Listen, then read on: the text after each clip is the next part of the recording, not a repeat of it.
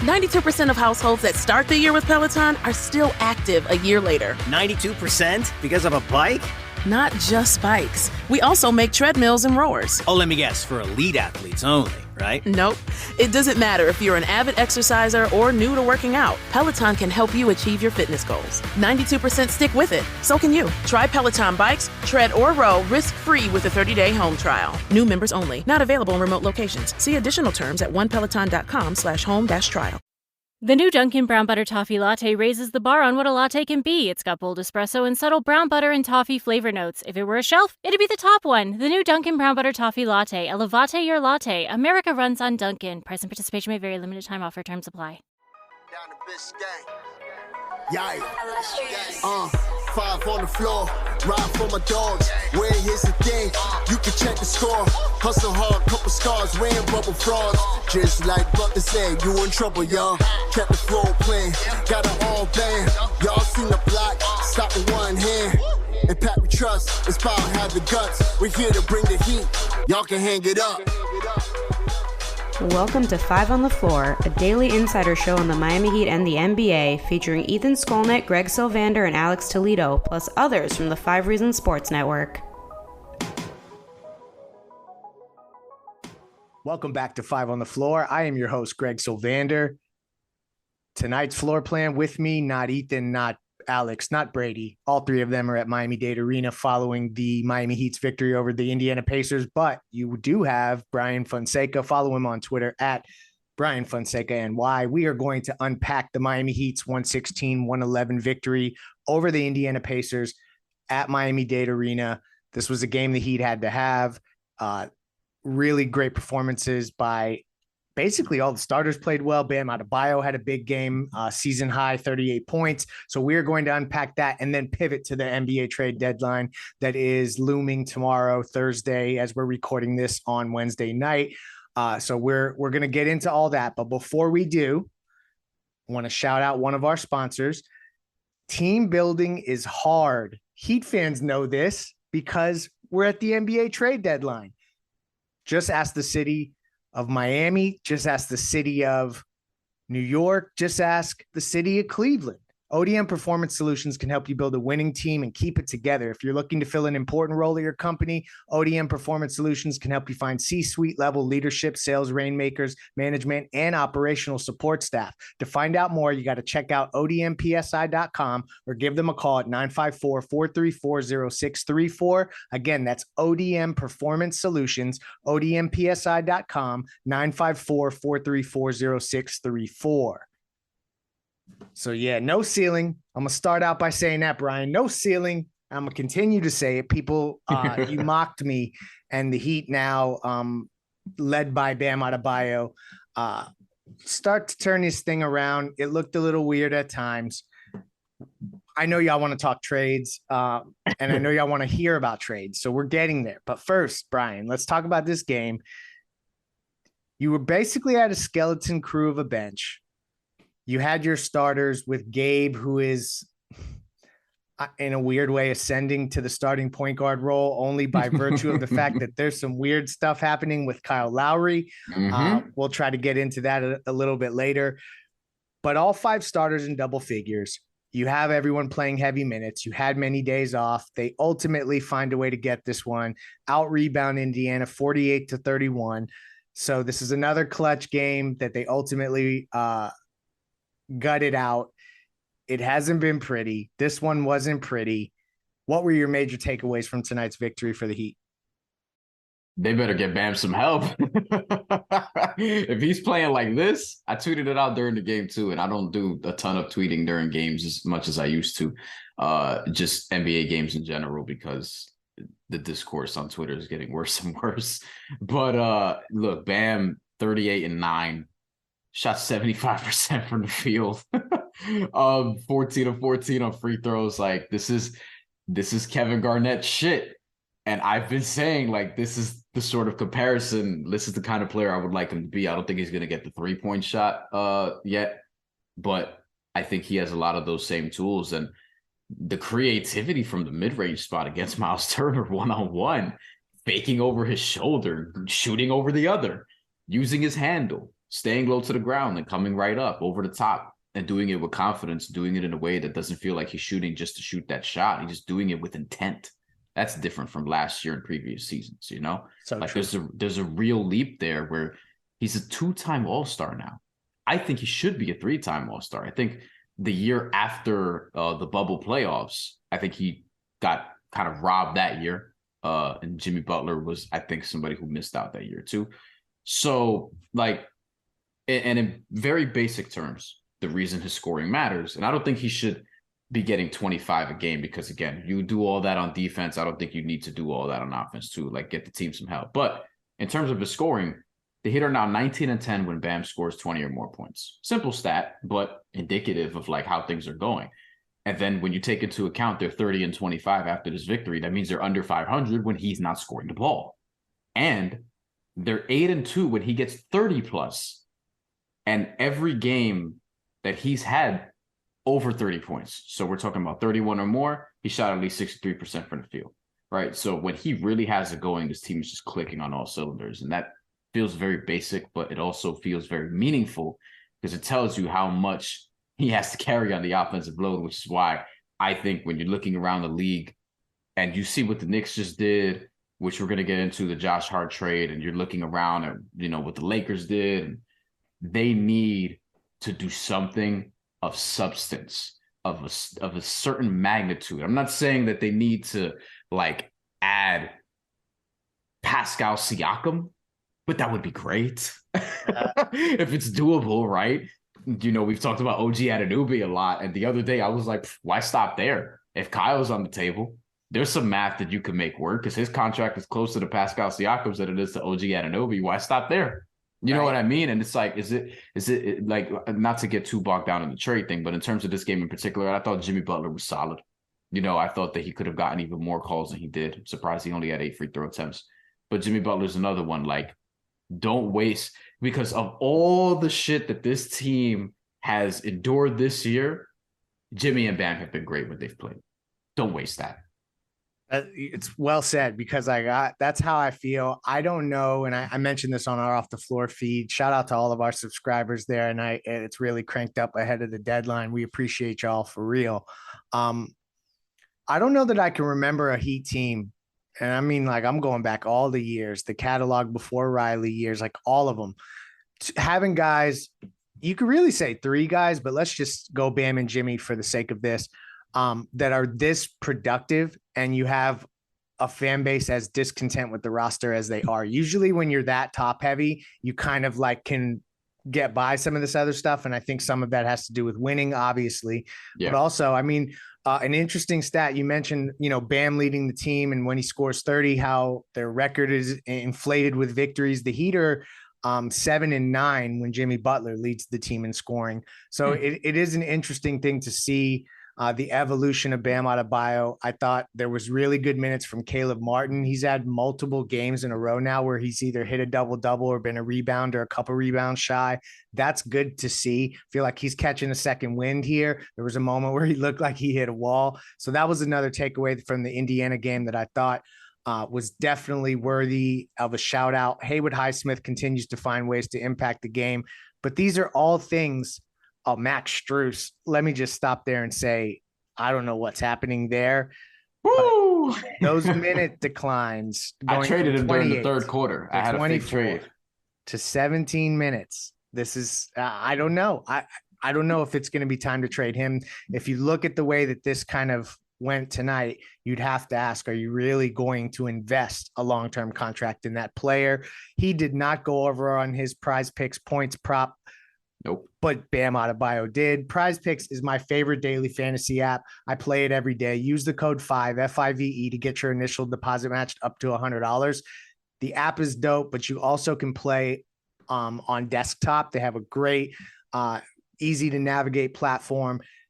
You want to make sure when you put your username and password in and you're first getting on there, you need a deposit to get that initial deposit matched. Just signing up is not going to do it. So make sure you do that using the code 5, get that deposit matched. Do it in time for the Super Bowl. There's really fun props up there. You just choose your over and unders on all your favorite players, all your favorite sports, all your favorite stats. That's Prize Picks. Use the code 5 to get your initial deposit matched. So now we pivot to trade talk because the Heat, they got that victory. It was still underwhelming. They're 30-25. They're kind of locked in this 6th seed, and we're expecting movement. Lately, things have been weird with Kyle Lowry. I'll try to bring people up to date with, what we have, although I must tell you, today got radio silent. It tends to do that a day or two before the deadline. People get locked in dungeons, it feels like, and they ain't answering text messages or coming up for air. But the more we dig around Kyle Lowry's situation with Miami, the more it appears to be untenable. Hopefully I use that word in the right context. Things are not good. Just in terms of that, I think there is definitely less of a mindset of that they're going to let Kyle be Kyle. There was when he first arrived, I believe that there were a lot of compassionate concessions made to Kyle Lowry as he came to the building, trying to have the championship pedigree in the room. Jimmy Butler's best friend, key point guard, floor general. I don't know that all those things are still in place in terms of the relationship with him. So that's going to be something to watch here. I can't emphasize enough that I think it's going to be super awkward if he is here for the rest of the year, but that could be an inevitable part of this because, Brian, we saw a really big trade today between the LA Lakers, who I thought did a great job, Utah Jazz, and the Minnesota Timberwolves. And it showed the value of a bloated expiring contract in Russell Westbrook, $47 million to be exact. Kyle Lowry will be about a $30 million expiring contract next year.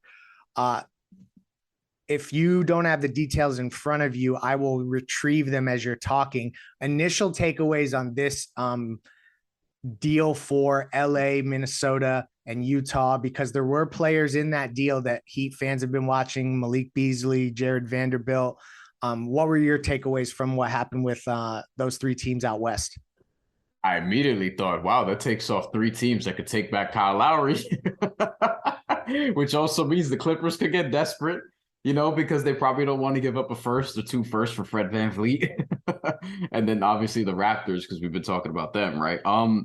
The deal for people who need the details, right? D'Angelo Russell, Malik Beasley, Jared Vanderbilt are going to the Lakers, and the Utah Jazz and the Timberwolves are getting other shit. That's basically the brunt of it. Mike Conley's going to the Timberwolves. That's pretty important. But then the rest of it is like Russell Westbrook going to Utah and he's going to get bought out. And then you got Damian Jones moving and picks and Nickeil Alexander-Walker, whatever the case may be.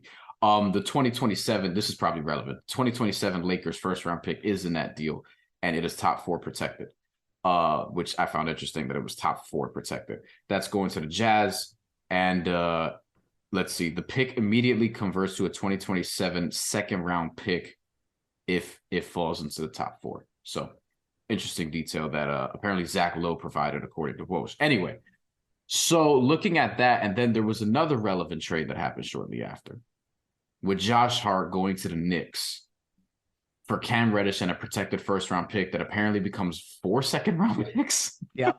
If it doesn't convert. And on top of that, Bobby Marks posted, he did the thing where he writes the trade out in a whiteboard and all the permutations and things of that nature. I like that. The Knicks also get a trade exception that's like $7 million or so. Which makes sense because Josh Hart makes around 12, 13 million. He's actually going to probably opt out and become a free agent. So the Knicks are going to have to extend them. I think that's a great trade for the Knicks because Cam Reddish was giving you nothing. And Josh Hart is like the perfect complementary player to put around your core, who's going to rebound, who's going to, score a little bit, but mostly rebound, get assists, play, make a little bit. He's averaging 4 assists per game this year in his role. Like he's somebody who also played with Jalen Brunson in college. And where I'm looking at the Heat is like, look, I know that they just they had an impressive win recently against the Cleveland Cavaliers. And then you look in the standings and the Cavs have all of a sudden gotten some momentum and they're 4th in the East and they're 35-22. And there's becoming a separation between those top teams in the East now, because if you look, as of this recording, Boston is first, 39-16. The Bucks are 1.5 behind them. Then the Sixers, I think they lost to the Celtics tonight. They're 4 games out of 1. The Cavs are 5, the Nets are 6.5, then the Heat are 9, and the Knicks are 9.5. So the Heat are 6, and they're now 5 games out of the third spot. And that's not a little bit, right? Like, you need to close that gap, but you're not going to do it if, one, you're unhealthy, but two, if you don't have any depth. And they have to make, at minimum, another move other than the Dwayne Dedmon thing, because I feel like the pressure's on. The Knicks made a nice move, and they've been right there all year. And you're in the Knicks class right now, and they don't see themselves as that. And you shouldn't, but, like, prove it. Do something. Josh Hart is a Miami Heat player. You know what I mean? Like, we talk about those, the prototypes, right? The kind of guys that you would want. As much as people hate him, Grant Williams is kind of cut from that cloth as well. I know y'all hate me, keep bringing him up as if that's something that I'm trying to do purposefully. Hey, but I'd extend them. To your point, though, like, New York got better today. And I think that the theme is going to be, you're going to see teams get better. And when you see teams willing to put a protected pick into a trade, and on the 2023 pick, for instance, I just think that it's going to be hard for Heat fans to accept that they couldn't find anything. Now, I understand there is not expiring contracts involved. Dwayne Dedmon was dumped with a second-round draft pick. So your mid-tier contract that everyone says that they need to execute a trade, they dumped to San Antonio into space for nothing, for a trade exception. So, I mean, if they go that route, great, because there are guys that make about $4.7 million that I'd be happy having. But I just think that no activity at all, Brian, that's going to be difficult. And then this basically brings me back to Kyle Lowry, because I think they could probably get off of Duncan Robinson's contract with one pick if they were getting back a long-term deal in exchange that's maybe just not as long-term, or not, like something like that. Yeah. But Lowry, he is still productive. He's still a veteran. He's not as productive as we'd want him to be, but he's still got that pedigree, and he's only got 1 year left beyond now. Alex posted after the game tonight, Jimmy Butler was asked about Kyle Lowry and dealing with trade rumors. He says, I don't know what's going to happen, but I love Kyle as an NBA player, as a human being. So much is out of my control, just like so much is out of his control. Whatever happens, happens, but that's still going to be my dog. That's Jimmy Butler on Kyle Sounds Lowry. like he might get moved. It sounds like he might get moved, right? I mean, Ethan, he flat out said on our Off the Floor feed tonight that the vibe in the arena was, even if he doesn't get traded, he may not be a big part of this thing going forward. That's how weird things feel at the moment. To me, this just all dials back to that they got to figure something out tomorrow. There's going to have to be a move made. And I hate to put that kind of pressure that could be, like, for instance, the Lowry contract, Brian. It might be actually more prudent to have that contract this summer if we're talking the value of the contract. But I don't see how you can let a Bam and Jimmy season go by and other teams around you get better. And the fan base, you could feel it. You can literally feel that shit in their guts that they want something to change and do nothing and just go on. And so are you kind of in that place as well? Because you're a little bit more distant from it. And I think that that's an important perspective to bring to this show, because some of us get so lost in the sauce, frankly, that, like, do you see it as dire that they make a move by tomorrow? And is it a situation where this is basically, it has to be Kyle Lowry that gets moved at this point? I think there are fans that would see it as arrogant if they don't. And I feel like that's important because other teams, again, their peers are going for it. Like, we just saw the Knicks do something. I don't think they're done. Obi Toppin is still on that roster. Isaiah Hartenstein is still on that roster. These are guys that can be moved for pieces. They're still going to be in the OG Anunoby game. And there are teams that are looking at, when you hear the Nets being tied to Pascal Siakam, when you hear that the Bucks are going to the Bucks have to do something. They're going to need some form of shot creation that isn't Pat Connaughton, Grayson Allen, Javon Carter. You know what I mean? Like, they're going to have to do something. And then Bobby Portis, he's been hurt. He's still hurt. The Philadelphia 76ers like, the Cavaliers have been rumored. Like, all of your peers are trying to get better. And you have two guys now in their primes. Tyler Hero not yet at his prime, right? Because he's still very early in his career. And you would think that, he still has a couple levels to get to. But Bam is at least entering his prime. And Jimmy Butler's there, firmly there. And if you have Bam and Jimmy, look, that got you to the finals before. You have to try to get back there. And it's going to be tougher to get back there And it's going to be impossible if you don't do anything. So to me, Kyle Lowry really like unlocks this because of the contract and in the conversations that can get you, that 30-ish million, right? And the problem is he's not going to have a ton of value in a lot of places, but the Clippers and Raptors, these are the trade partners that make a lot of sense. And for me, and I've been telling you this, Greg, like, I don't think you can trade for expiring contracts because I'm not sure this season, unless you swing huge, which I don't think they have the room to do as far as like an expiring contract, right? I think you need to get somebody who's also going to be in Miami next year. And a lot of guys are. Like there's a Kyle Lowry for Marcus Morris and Luke Kennard or Robert Covington trade that potentially could be made. Someone's going to have to throw in a pick somewhere, right? But like that's something that would make sense for both sides. The Clippers have to consolidate their forward position, and the Heat have a point guard that especially Kawhi Leonard would probably want. You know, is there a reunion in Toronto? Like they have to do something. For me, like I would love to see if the front office gets nuts, absolutely nuts, and tries to get Pascal Siakam. I don't know. That's not. I haven't heard them that bold. I have heard OG Anunoby as a player that they love. Ethan, but I'm saying at this point, like Jimmy Butler's 33. He's close. Right. If he's not 33, he's about to be 33. I think he's 33 going on 34 in September. Pat Riley's going to be 78 next month. There's nothing to wait for at this point. Not to get overly dramatic, but it's like swing big. And if you swing for Pascal and land at OG Anunoby, so what, right? But like I think the title is there for the taking because everybody is flawed. We talked about this. It's so true. Every single team is flawed, even the Celtics. Shit, if you want to take Grant Williams from them, so be it. Because you mentioned that trade exception, and that's an important detail because guess who fits in that trade exception? A lot of guys who are about to be restricted free agents and or on rookie contracts. Right. Obi Toppin, Grant Williams, PJ Washington, they all make about that. I know. And so I think that they have to be creative. Like, I think that that's where we're cycling back to that, even if it ends up being that it's not Kyle Lowry, right? And I'm sneaking this in here because Tim Reynolds just tweeted that after Jimmy Butler was quoted as saying, I love Kyle as a player, as a human being. I want to play with Kyle, but so much is out of my control. He then quietly said underneath his breath, I guess, he ain't going anywhere. So I think that that's an interesting thing for Jimmy to say in that moment. Kyle had an excused absence from the arena tonight. He was not at the game. What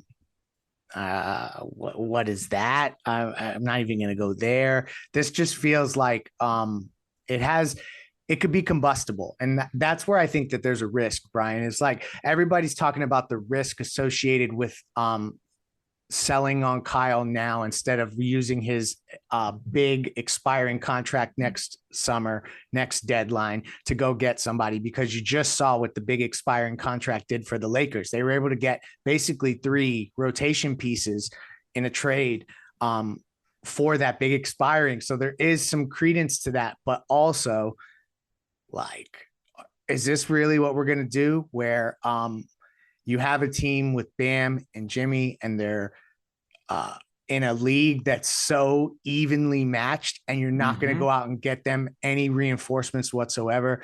I don't know how you can also look at the fan base with a straight face and not do something with Dwayne Dedmon's contract other than dump it with an asset after you brought him back. So I just think there's a lot of question marks. And if they can't move Lowry, they're going to have to get creative. And that's where this starts to get tricky, because it sounded like they were gaining momentum as things got quiet. I don't know if that's why maybe just we associate quiet with no movement, but it feels a little bit like they're also contingency plans that include Kyle Lowry not being traded. And that I just think is going to be really, really tricky moving forward.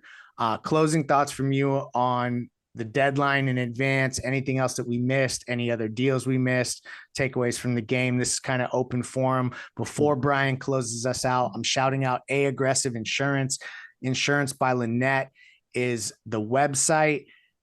They are fully licensed in Miami-Dade County, also servicing Broward County, an insurance broker agency that's been there for over 15 years, offering auto, homeowners, condo, life insurance, retirement programs, free notary service, insurancebylinet.com. That's with 2 N's and 2 T's, Aggressive Insurance. No driver is refused. Free phone quotes. Reach out to aggressiveinsurance.com, Aggressive Insurance, insurancebylinet.com. The new Dunkin' Brown Butter Toffee Latte raises the bar on what a latte can be. It's got bold espresso and subtle brown butter and toffee flavor notes. If it were a shelf, it'd be the top one. The new Dunkin' Brown Butter Toffee Latte. Elevate your latte. America runs on Dunkin'. Price and participation may vary. Limited time offer. Terms apply. 92% of households that start the year with Peloton are still active a year later. 92% because of a bike? Not just bikes. We also make treadmills and rowers. Oh, let me guess, for elite athletes only, right? Nope. It doesn't matter if you're an avid exerciser or new to working out. Peloton can help you achieve your fitness goals. 92% stick with it. So can you. Try Peloton bikes, tread or row risk-free with a 30-day home trial. New members only. Not available in remote locations. See additional terms at onepeloton.com/home-trial. Diamonds, silver, and gold? Oh my! Find your love language at JCPenney's Valentine's Day jewelry sale. Enjoy dazzling deals with your JCPenney credit card and coupon, like up to 70% off jewelry and up to 60% off modern bride rings. Plus, say yes please to $25 diamonds and gemstones while they last. Happy Valentine's Day. JCPenney. Offers valid on select styles through 2/20, subject to credit approval. Yes please jewelry excluded from coupons. Other exclusions apply. See store or jcp.com for details. Final thoughts. You got to get bold, man. You just have to get bold at this point, right? Because you do have tradable contracts, right? Unfortunately, like you're gonna, and you mentioned this on the last pod or the one before that, one of those, and it's a great point. If you're gonna get bold, you're also gonna lose something that sucks. It's not just gonna be Kyle and Duncan, right? Which is what most, I think, fans of this team, based on our conversations with them, you especially, like they just want to be able to flip Kyle and flip Duncan. One, I think that's sort of the shakeup that you'd be looking at ideally, right? But I also think you're going to have to, like, something's going to hurt. It could be Nikola Jovic. It could be Max Strus. It could be Caleb Martin. It could be Omer Yurtseven. It could be a combination, right? And it could be multiple, and picks, plural. But like, look, man, I think as long as you're getting players, plural, because this is not something that you just get Bojan Bogdanovic and call it a day, because you need size. It needs to be, to me, you have to get back 2 players at least, but you have to get back guys who can, there's a combination of shooting and defense there, and particularly, size. You want to get shooting, defense, and size in 2 players. This is why I thought the Jared Vanderbilt, Malik Beasley package would be interesting for the Heat. This is why I think if you go the Bojan Bogdanovic route, or to a lesser degree the Sadiq Bey route, trade exception, that's another guy, right? Nerlens Noel should be somebody that we're talking about also coming in, playing some backup 5 with it, right? Like things like that. But I think whatever it is, you need to be able to make some change, because we felt it from the beginning. I said right before the season started, this team cannot afford like weird bad vibes, and they've actually overcome that to a degree that I didn't expect looking at back in hindsight, because I thought that it could potentially like swing in the other direction, and they were under 500 for a while. Now they're firmly above it, but it's only 5 games, and this is a team that I thought could potentially win 50 games if they made a couple moves, and they haven't made those moves yet, so we'll see. But in order to do that, you're going to have to go 20-7 the rest of the way. So yeah, I think you got to get bold. You have to get creative, and it's going to hurt. But look, you have Bam and Jimmy playing like this in an Eastern Conference that's wide open, and it's up for grabs, in my opinion. So you have to be able to go get it. And historically, they've went out and swung, and they've landed some good trade deadline trades in the past. So they're going to have to do it again, and they're going to have to make it a meaningful one. Yeah, no, I couldn't agree more. And I don't know, like, even though that they may want to delay the Lowry stuff, I don't know that they're going to. You know what's funny? You were mentioning Bojan Bogdanovic and how you'd want Nerlens Noel with him. They almost are a dead-on match to Kyle Lowry in a 2-for-1 from a salary perspective. I'm just saying. And that's just me Lowry playing here on the probably, trade machine. Lowry will probably go to a third team though, because I don't think Detroit has totally any. or get bought out. Like that's the other part of this is that who knows. Like there's a lot of teams that I think may be willing to play ball for a pick, but Lowry just wouldn't stay there. So there's a lot more that we're going to see between now and 3:00 tomorrow. We're going to have you covered on the 5 Reasons Sports YouTube channel. Brian will be with me. We're going to be hosting a trade deadline stream right around the 2 to 4 o'clock window. Yep. Look out for members of 5 on the Floor other than myself, Sean Rochester, Timmy, Tony. Yeah. So you're going to have a rotating crew getting you through the deadline. So we appreciate your support. Come hang out with us tomorrow. And thank you for joining us. Good night. Thank you for listening to the 5 on the Floor on the 5 Reasons Sports Network.